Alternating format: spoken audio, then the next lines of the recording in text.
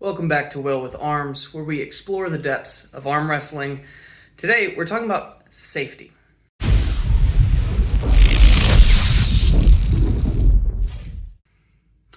Okay, so let's talk about the two big things that scare most new arm wrestlers, and that is arm break and a tear, a muscle tear of some kind. Arm breaks are pretty rare, really, in the grand scheme of things. They're going to be the scariest thing that injury-wise potentially can happen to you. Significantly more common, though, would be just like a muscle tear, like in a lot of sports. That being said, there's a lot of ways to sort of circumnavigate these potential scares in regards to arm wrestling. So let's look at arm break.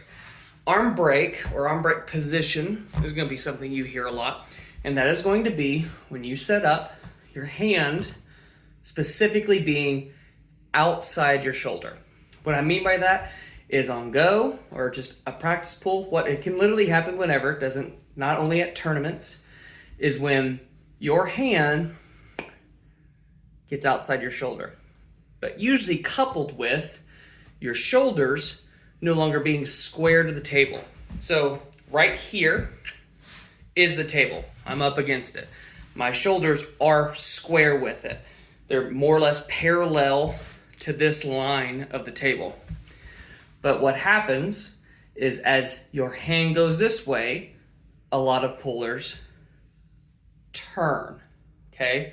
They open up their chest, and so now you have your hand going this way and you going this way, right? Hand is going that way, rest of you is going that way, specifically with your chest opening up. You're turning away from your hand while this is being sent this way. So see, it's inside my shoulder. Now it's not. I don't even have to move my hand. If I just simply turn my body, it almost puts it there on its own with my hand still being dead center.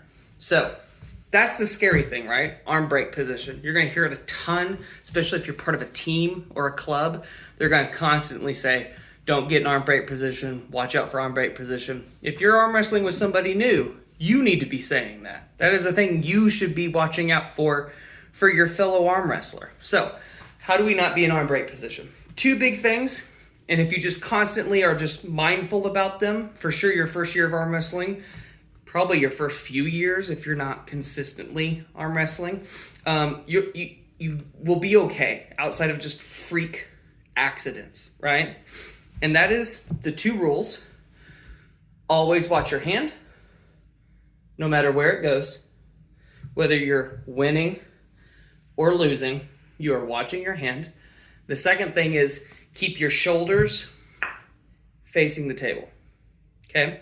So if you watch your hand and you never turn away from either way, right?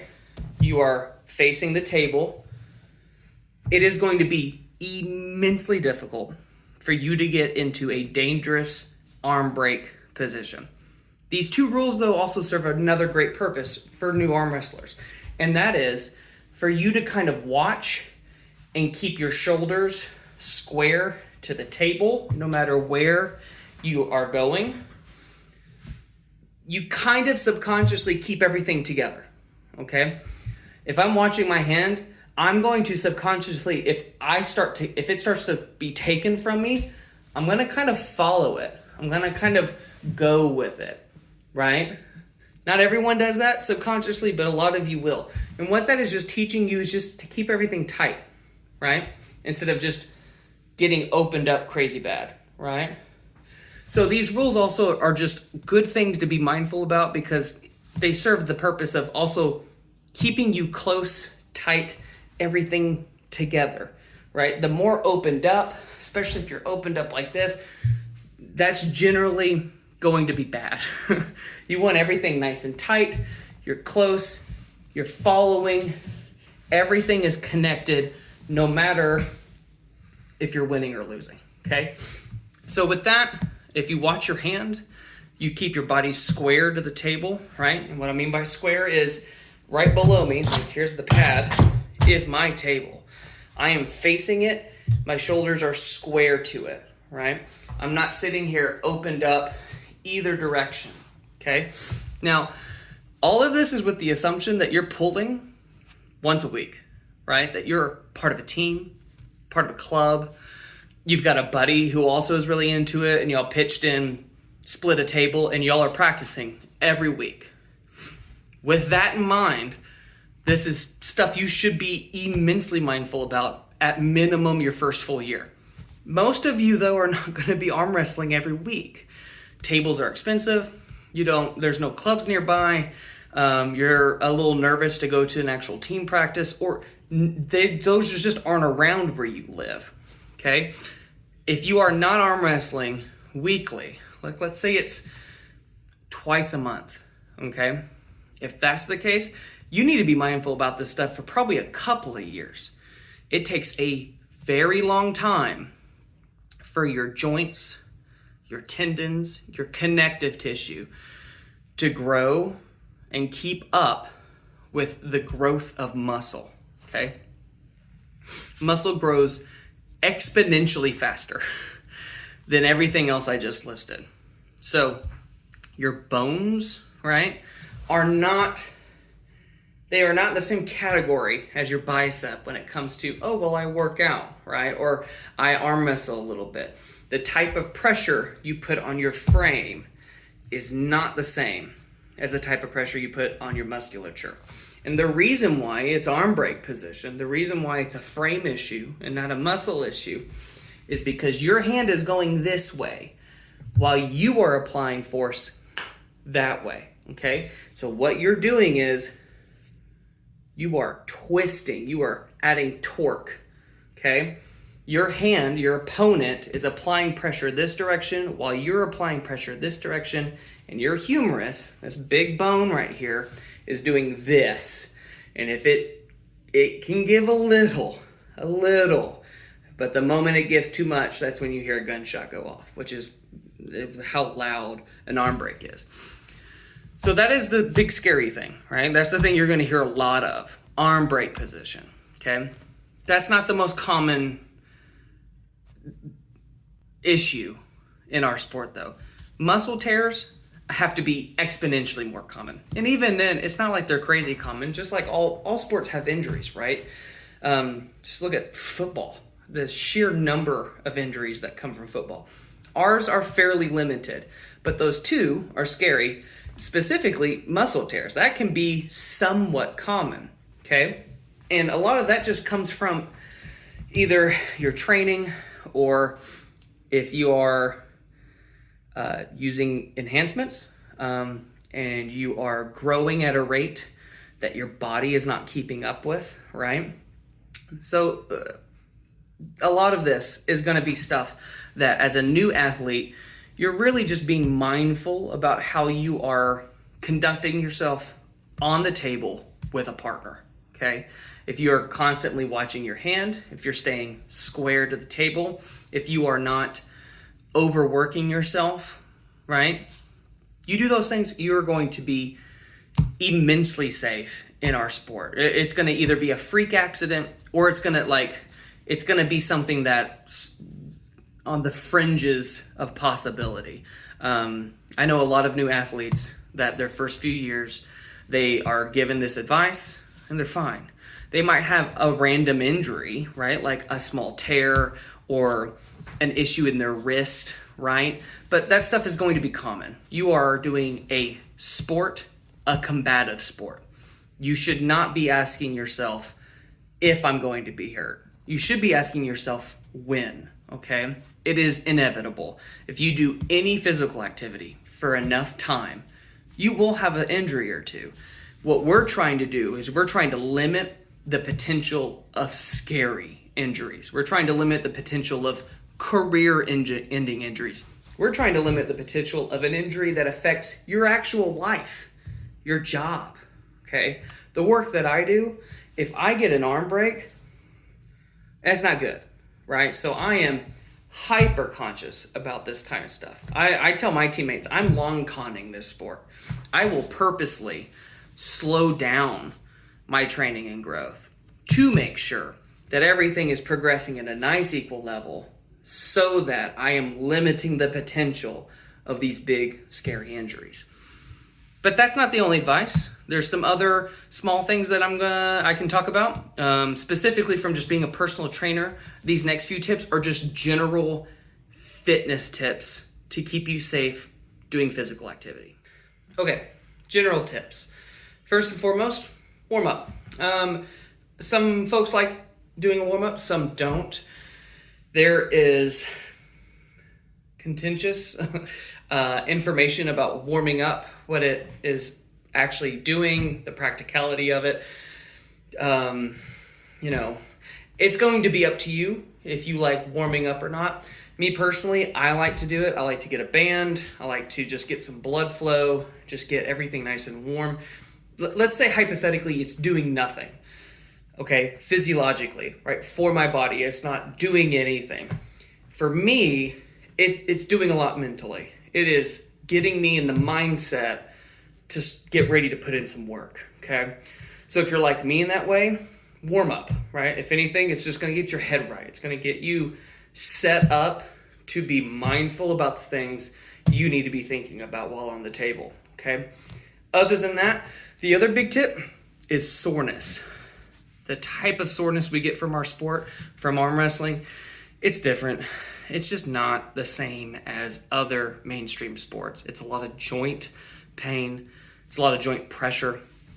And the type of pressure you're putting on your arms is a type of pressure they're not really meant to do, okay? I don't know if you know this or not, but having your arm do this, right? From here to here, this or this, right? Pronation, supination, side pressure.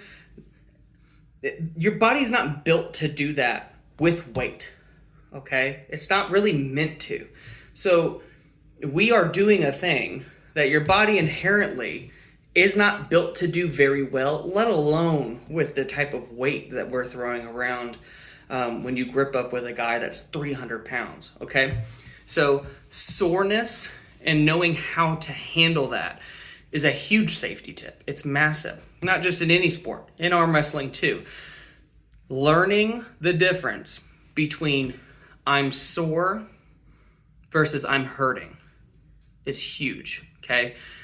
Getting to a point where you understand your body well enough to go, okay, I'm a little sore. I've got some DOMS today, delayed onset muscle soreness. Let's work through it. Let's get some blood flow. Versus, I am hurting. Okay, if it hurts, don't do it. Rest, do some light work, recovery work. Whatever you were going to do that day, drop it to 20%, do 30 reps of it for 5 rounds. Get blood flow, okay? Learning the difference between sore and pain is massive in our sport, because if you are in pain and you get on the table with somebody and they get a hit on you that you were not prepared for because you thought you were slow pulling, or you're not making the right decision and you're going to a tournament or something and you are in pain, something's going to give. It's either going to be your mental and you're going to be like, ooh, I should not have done this today. I'm really going to be hurting for the next week. Or a bicep is going to give. A tendon is going to give. So your first few years, be understandable with your pain tolerance. Okay, this is for fun for most folks. Okay, this is a hobby for most people. You don't need to work through the pain. Okay, you can work through soreness, general soreness, just like with any sport, or just working out on the weekends. But if you're in pain, don't do it. Rest, recover. Okay, and that brings me to the next point: water intake. Drink water, more of it. Whatever you're drinking now, it's probably enough. Not enough. My bad. Not enough. Never enough. Drink more water.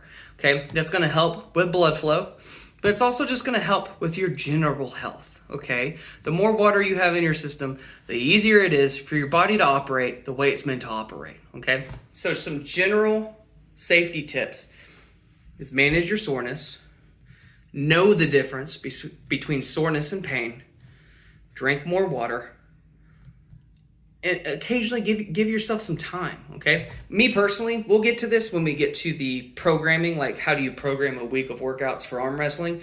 Mondays for me, no matter what, are recovery days. And I don't mean I'm not doing anything. I mean, I'm doing my normal workout. I'm dropping the load to about 30% of whatever the weight would have been. I'm increasing my reps to 20 to 25 for 5 rounds, if not more. Okay. My goal on Mondays is blood flow and getting a nice big pump that lets me know I got a lot of blood flow. Okay. Because the blood flow is what's going to help things like tendons, connective tissue heal. Okay, it's not just for your muscles, because I guarantee you, your first few times you arm wrestle, and I don't mean just like barroom arm wrestling, I mean you show up to a club or you find a team on Facebook like I did a few years ago. The pain in here or out here, okay, maybe even deep in there, it's not normal pain. It's a different kind of soreness. So you need to be mindful about that. You need to understand that comes with the territory. And that means you might be ready to go all in to the deep end at the start. You're going to need to rein that back, okay? You're going to be thoughtful about how sore you are, where you're sore. Am I just sore or is this pain, okay? So that's it. That's the big safety stuff, all right? Watch your hand. Stay square to the table. Manage your soreness. Drink more water than you think you do. And then once you get to that point, probably drink a little bit more. And build in some recovery work, okay? Sundays for me is when my team practices. More often than not, it's Sundays, which is why Monday is a recovery day. It's not a workout day. I'm not putting in heavy lifting work. I'm putting in taking care of my body work, okay? So let's say you're part of a team or a club, but you guys normally do Saturdays. All right, make your recovery day Sunday, or make it Monday, and just know Sunday you might be a little achy going into Monday, right?